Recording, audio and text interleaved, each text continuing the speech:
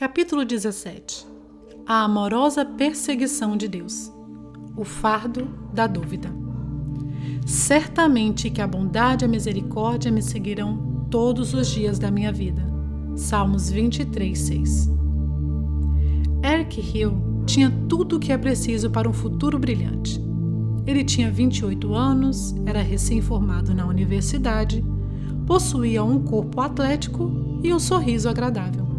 Sua família o amava, as garotas o notavam e as companhias o tinham contatado para trabalhar para elas.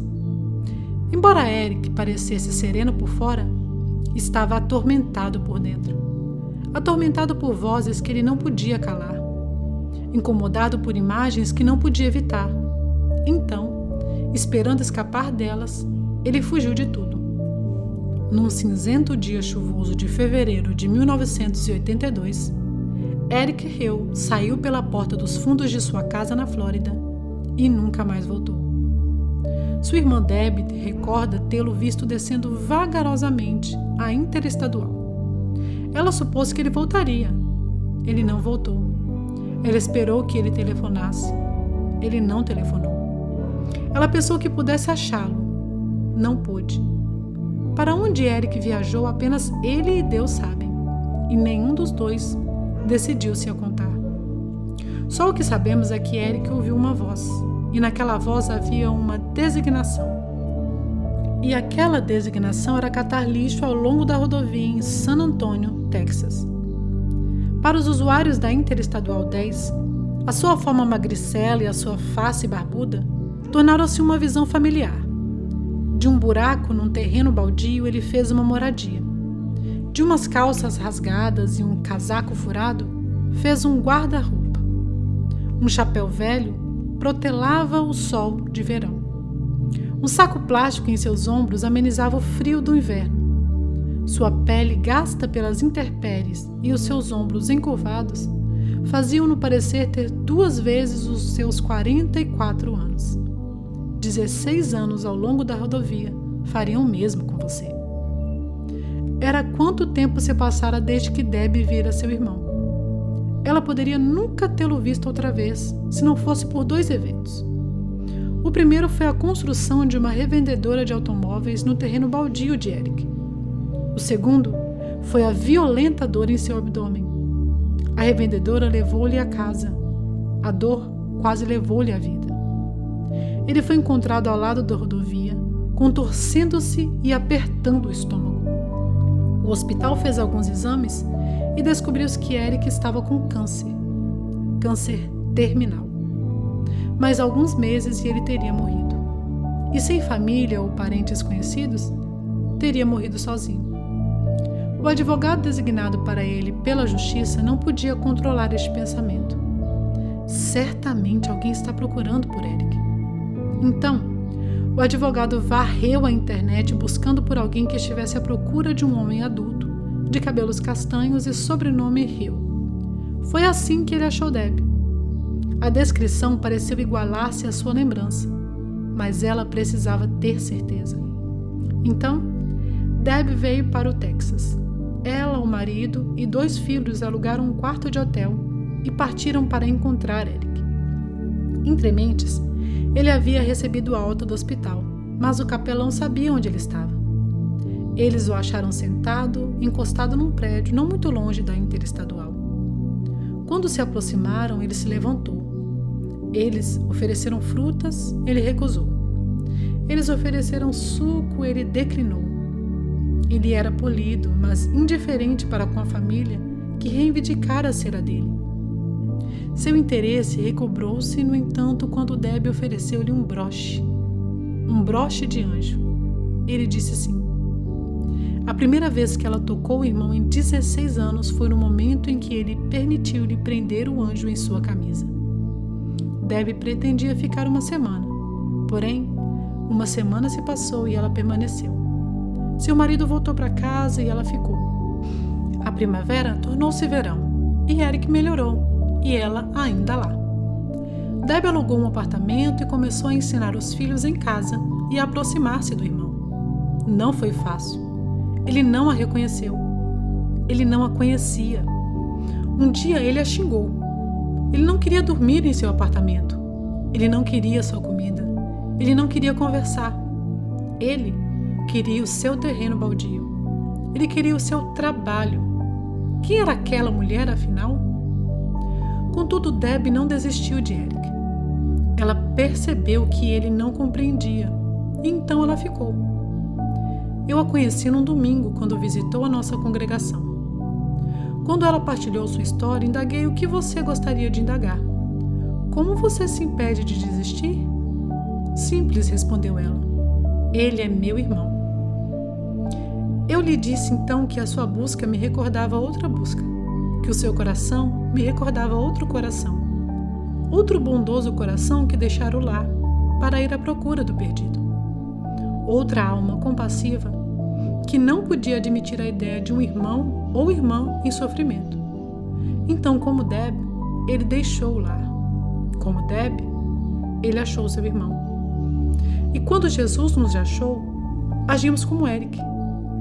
Nossas limitações impediam-nos de reconhecer aquele que viera salvar-nos. Até duvidamos de sua presença e às vezes ainda o fazemos. Como ele lida com as nossas dúvidas? Ele nos persegue. Como Deb perseguiu Eric, Deus nos persegue. Ele vai atrás de nós até que finalmente o vemos como nosso Pai, mesmo que isso leve todos os dias de nossa vida. Certamente que a bondade e a misericórdia me seguirão todos os dias da minha vida, e habitarei na casa do Senhor para todo sempre. Salmos 23:6. Essa deve ser uma das frases mais doces já escrita. Podemos lê-la em outras versões. Certamente a sua bondade e o teu amor ficarão comigo enquanto eu viver, e na tua casa, ó Senhor, morarei todos os dias da minha vida. Sei que a bondade e a fidelidade me acompanharão todos os dias da minha vida, e voltarei à casa do Senhor enquanto eu viver. Eu tenho absoluta certeza de que a tua bondade e o teu amor cuidadoso me acompanharão todos os dias da minha vida. Sim, eu viverei na presença do Senhor para sempre. Ler o versículo é abrir uma caixa de joias. Cada palavra cintila e implora para ser examinada diante de nossas dúvidas. Bondade, misericórdia, todos os dias, habitar na casa do Senhor para sempre. Elas devastam nossas incertezas como uma equipe da SWAT faz com um terrorista. Olhe para a primeira palavra, certamente. Davi não disse, talvez a bondade e a misericórdia me seguirão, ou possivelmente a bondade e a misericórdia me seguirão, ou tenho um pressentimento de que a bondade e a misericórdia me seguirão. Davi poderia ter empregado uma dessas frases, mas não fez. Ele acreditava em um Deus seguro, que faz promessas seguras e oferece uma base segura. Davi teria amado as palavras de um de seus descendentes, o apóstolo Tiago. Ele descreveu Deus como aquele em quem não há mudança nem sombra de variação. Tiago 1,17. Nosso humor pode alterar, mas o de Deus não. Nossa mente pode mudar, mas a de Deus não. Nossa devoção pode vacilar, mas a de Deus nunca. Ainda que sejamos infiéis, Ele é fiel, pois não pode trair a si mesmo. 2 Timóteo 2,13. Ele é um Deus seguro. E porque Ele é um Deus seguro, podemos declarar confiantemente: certamente que a bondade e a misericórdia me seguirão todos os dias da minha vida. E o que vem depois da palavra certamente? Bondade e misericórdia. Se o Senhor é o pastor que guia o rebanho, bondade e misericórdia são os dois cães pastores que guardam a retaguarda do rebanho. Bondade e misericórdia. Não apenas bondade porque somos pecadores necessitados de misericórdia. Não apenas misericórdia porque somos frágeis, necessitados de bondade. Precisamos de ambas. Como escreveu certo homem: bondade para suprir toda carência, misericórdia para perdoar todo pecado. Bondade para prover, misericórdia para perdoar. bondade e misericórdia, a escolta celestial do rebanho de Deus. Se essa dupla não reforça a sua fé, tente essa frase: todos os dias da minha vida. Que imensa declaração! Olha a magnitude dela. Bondade e misericórdia seguem os filhos de Deus a cada dia e todos os dias. Pense nos dias que ainda virão. O que você vê? Dias em casa, com crianças apenas? Deus estará ao seu lado. Dias em um beco sem saída? Ele o conduzirá através dele. Dias de solidão? Ele segurará a sua mão.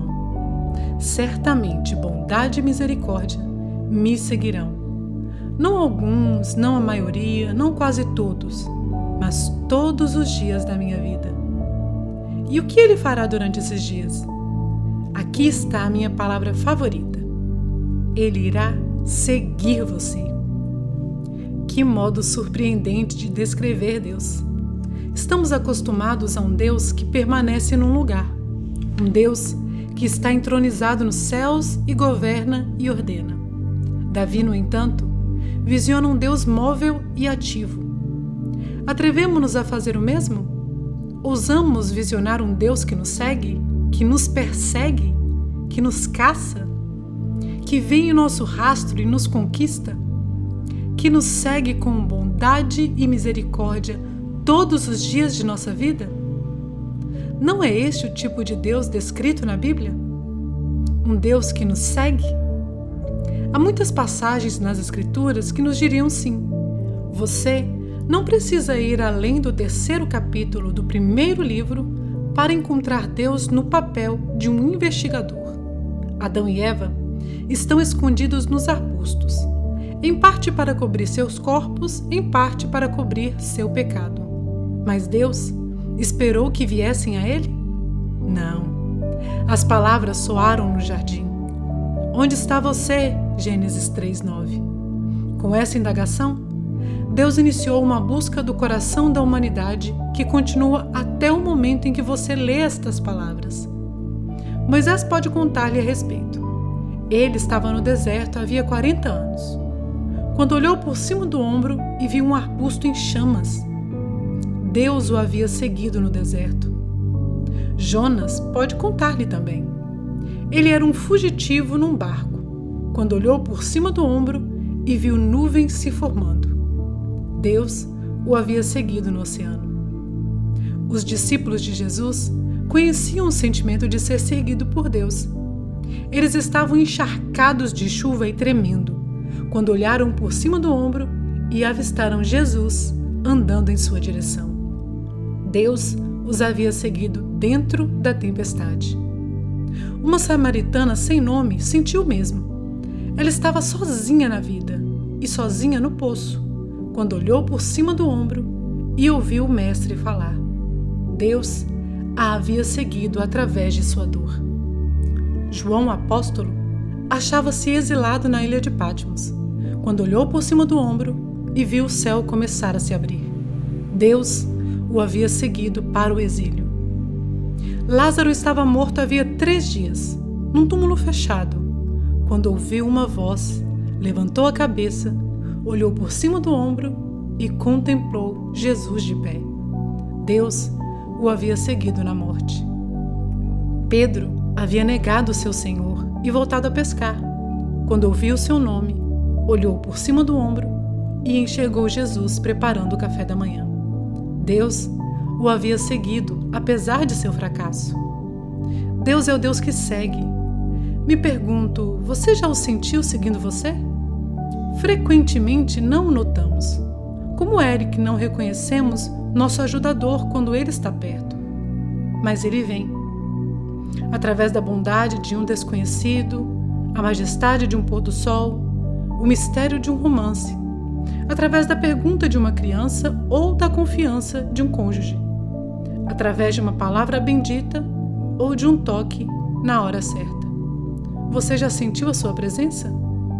Se assim é, livre-se de suas dúvidas. Deponha-as no chão. Não mais se sobrecarregue com elas. Você não é candidato à insegurança. Você não é mais cliente da timidez. você pode confiar em Deus. Ele lhe tem dado seu amor. Por que você não lhe dá suas dúvidas? Não é fácil confiar, você diz. Talvez não, mas também não é tão difícil quanto você pensa. Tente essas ideias. Confie em sua fé e não em seus sentimentos. Você não se sente espiritual todos os dias? Claro que não. Mas os seus sentimentos não têm impacto sobre a presença de Deus. Nos dias em que não se sentir perto de Deus, fie-se na sua fé, não nos seus sentimentos. A bondade e a misericórdia seguirão você todos os dias de sua vida. Meça o seu valor através dos olhos de Deus, não dos seus. Para os demais, Eric Hill era um vagabundo sem lar, mas, para Debbie, ele era um irmão. Há ocasiões em nossa vida em que somos andarilhos, sem lar, desorientados, difíceis de se ajudar e difíceis de se amar. Em épocas como estas, recorde este simples fato: Deus ama você. Ele segue você. Por quê? Porque você é da família. E Ele seguirá você todos os dias da sua vida. Veja o quadro grande, não o pequeno. O lar de Eric foi tirado. A sua saúde foi tirada. Devido à tragédia, porém, a sua família havia retornado para ele. Talvez o seu lar e a sua saúde estejam ameaçados também. O resultado imediato pode ser o sofrimento. Contudo, o resultado a longo prazo pode ser achar um pai que você nunca conheceu. Um pai que seguirá você por todos os dias da sua vida. A propósito, o último capítulo da vida de Eric Hill é o melhor. Dias antes de morrer, ele reconheceu Debbie como sua irmã e, ao fazê-lo, descobriu seu lar. Nós também o faremos. Igual a Eric, temos duvidado de nosso ajudador. Mas, igual a Debbie, Deus é tardio em irar-se e determinado a ficar. Como Eric, não aceitamos as dádivas de Deus. Mas como Debbie, Deus assim mesmo as oferece. Ele nos dá seus anjos, não apenas espetados numa lapela, mas postados em nosso caminho. E acima de tudo, Deus nos dá a si próprio. Mesmo quando preferimos nossa choupana à sua casa ou lixo à sua graça, Ele ainda nos segue. Nunca nos força, nunca nos deixa, pacientemente persistente, fielmente presente, usando todo o seu poder para convencer-nos de que Ele é quem é e que podemos confiar nele para nos guiar ao lar. A sua bondade e misericórdia seguir-nos-ão todos os dias de nossas vidas.